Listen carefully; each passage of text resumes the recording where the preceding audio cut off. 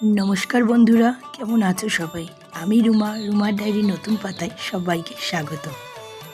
সবাইকে জানাই লক্ষ্মী পুজোর শুভেচ্ছা।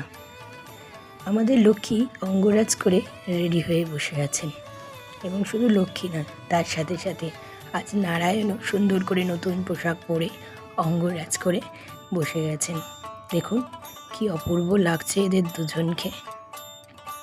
তোমরা কিভাবে তোমাদের মা লক্ষ্মী এবং নারায়ণকে সাজিয়েছ তার গল্প কমেন্ট বক্সে জানিও। আমাদের মা লক্ষ্মী এবং নারায়ণের সাথে সাথে আমাদের বাড়ির গোপালরাও সেজে গেছে।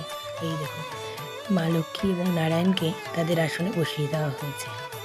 আর যারা আমার ভিডিও দেখো তারা তো সকলেই জানো যে আমার বাড়ির গোপালরাও সবসময় যে কোনো পুজোতে তারাও নতুনভাবে সেজে গুজে বসে যান। দেখো তো তাদেরকেও নতুন জামা পরে কেমন লাগছে।